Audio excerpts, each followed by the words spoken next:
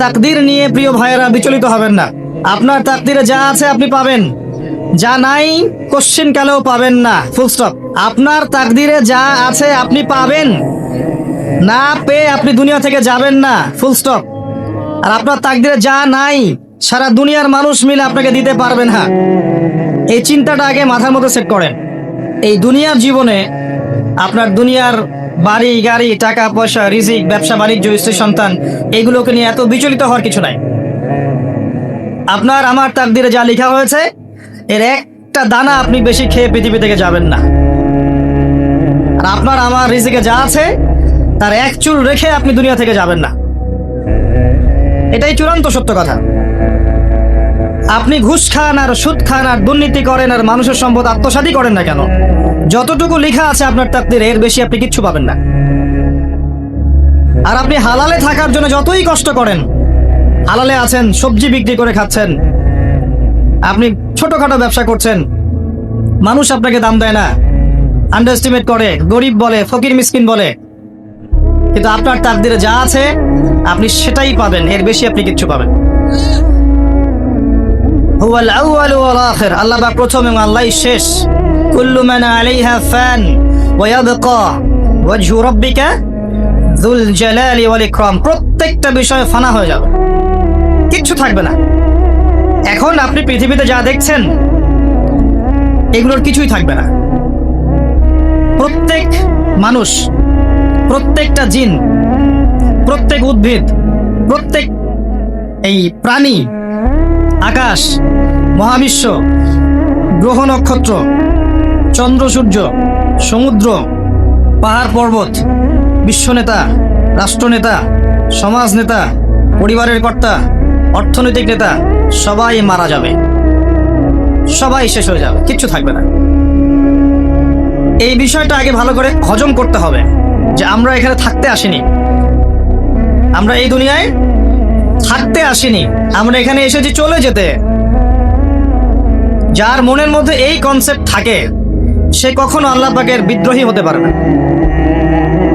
সে কখনো আল্লাহ দ্রোহিতা করতে পারে না, কুফরি করতে পারে না, শিরক করতে পারে না, আল্লাহর অবাধ্য হতে পারে না। যার মনের মধ্যে এই চিন্তা বদ্ধমূল যে আমি এখানে থাকতে আসিনি, আমি এখানে মুসাফিরের মতো এসেছি, গাছের ছায়ায় বিশ্রাম নিচ্ছি, বিশ্রাম নিয়ে শেষ হবে, চলে যাও। যারাই আল্লাহ দ্রোহিতায় লিপ্ত হচ্ছে, শিরিক করছে, বেদাত করছে, হারাম খাচ্ছে, ঘুষ খাচ্ছে, সুদ খাচ্ছে, জেনা করছে, আল্লাহ দ্রোহিতা করছে, আল্লাহর বিধানকে অস্বীকার করছে, তারা ইনডাইরেক্টলি ধরে নিয়েছে যে তারা মনে হয় পৃথিবীতে চিরকাল থাকবে। কারণ যদি কিয়ামতের মাঠের কথা তাদের স্মরণ থাকতো তারা কখনোই কাজগুলো করতে পারতো না, পারতো? এবার আসেন, আল্লাহ পাক কলম সৃষ্টি করে তাকদীর লিখেছেন, অতএব তাকদীর নিয়ে প্রিয় ভাইয়েরা বিচলিত হবেন না। আপনার তাকদীরে যা আছে আপনি পাবেন, যা নাই কোশ্চেন কালেও পাবেন না, ফুল স্টপ।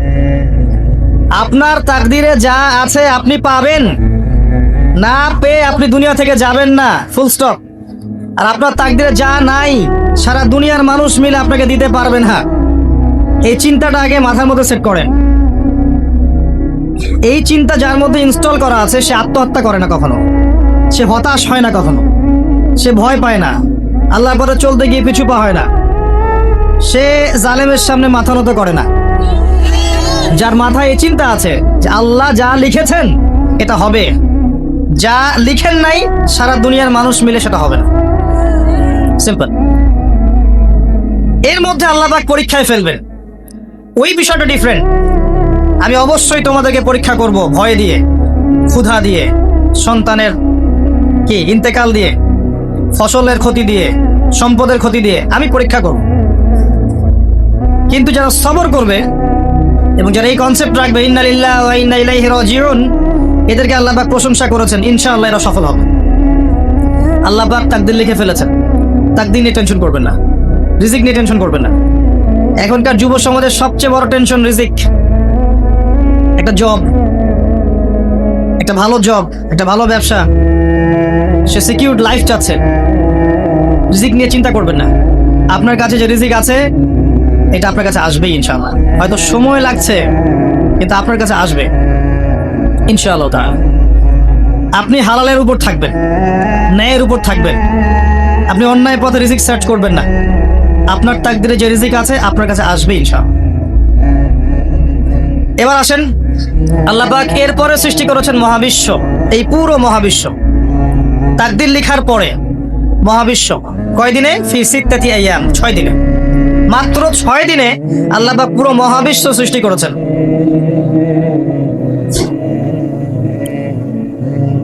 হুয়াল্লাযী খালাকাস সামাওয়াতি ওয়াল আরদা ফি সিত্তাতি আইয়াম সুম্মা ইসতাওয়া আলাল আরশ। সূরা হাদীদের মধ্যে একটা আছে, তিনি সে আল্লাহ যিনি এই মহাবিশ্ব সৃষ্টি করেছেন 6 দিনে, এরপরে আরশের উপর সমাসীন হয়েছেন। আল্লাহ পাক এর একদিন আমাদের একদিনের মতো নয়, বরং কিয়ামতের মাঠে যেদিন আমরা দাঁড়িয়ে থাকব, এই দিনটা হবে আল্লাহর হিসেবে 50,000 বছরের সমান। মানুষ অস্থির হয়ে থাকবে, বিচার শুরু হচ্ছে না কেন। অপেক্ষা করা কাজটা খুব যন্ত্রণাদায়ক, তাই না? কারোর জন্য অপেক্ষা করা, অপেক্ষা করে আছেন, 1 ঘন্টা পর আসবে, এলো না, আপনি অস্থির হবেন। 2 ঘন্টা পরে এলো না, 10 ঘন্টা পরে এলো না, আপনি অস্থির হবেন, পাইচারি করবেন, বই পড়বেন, নাস্তা খাবেন, হাঁটাহাঁটি করবেন, আপনি ব্যাকুল হয়ে যাবেন।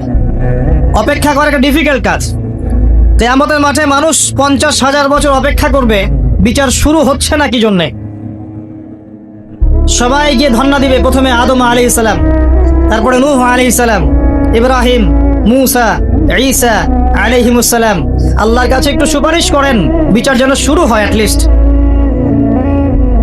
কেউ কিচ্ছু করতে পারবে না, কারণ সবাই বলবে ইয়া নাফসি ইয়া নাফসি।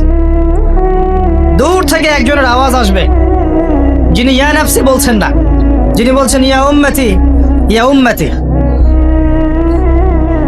সবাই তার কাছে যাবে এবং তিনি আমাদের নবী মুহাম্মদুর রাসূলুল্লাহ সাল্লাল্লাহু আলাইহি ওয়াসাল্লাম সিজদায় পড়ে যাবেন এবং তার উম্মার জন্য সুপারিশ করবেন।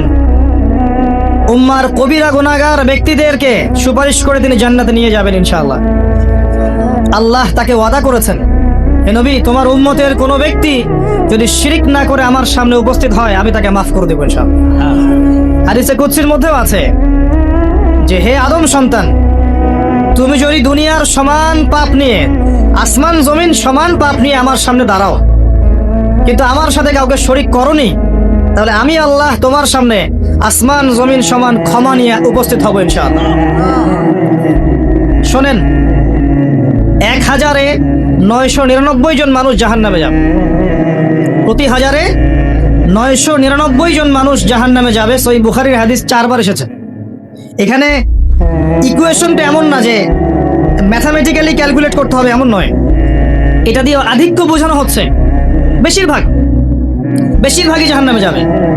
এই কথা আল্লাহ পাক কিন্তু সূরা আরাফের মধ্যেও বলেছেন 179 নম্বর আয়াতে, ওয়ালাকাদ যারানা লি জাহান্নামা কাসীরাম মিনাল জিন্নি ওয়াল ইনস। একই বিষয়, কোরআন হাদিস পরস্পর মিলে যায়।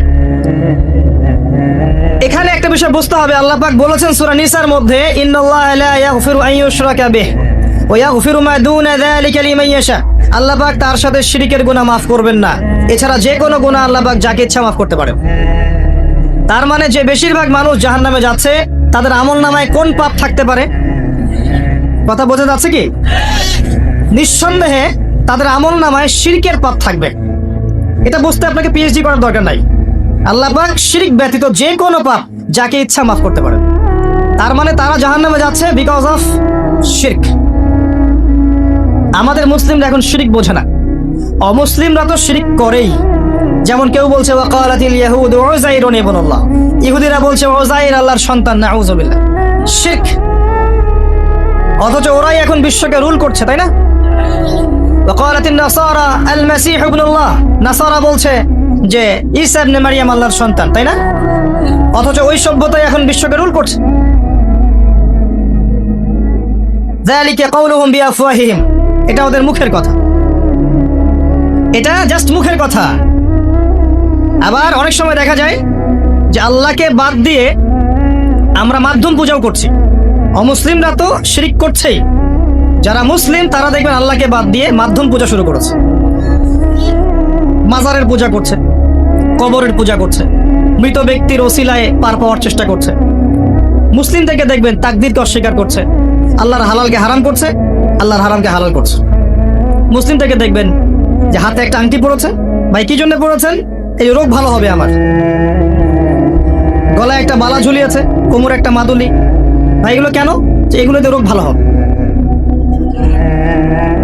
মুসলিমদের কথা বলছি, অমুসলিমদের কথা বাদ দেন। যারা বলছে আল্লাহর সন্তান আছে, ওদের কথা তো বলার দরকার নেই আমাদের, কারণ এগুলো স্পষ্ট শিখ। তবে এতটুকু বলি যে 25শে ডিসেম্বরে যারা বলেছে মেরি ক্রিসমাস, বলেছে না? 25শে ডিসেম্বর যারা বলেছে মেরি ক্রিসমাস,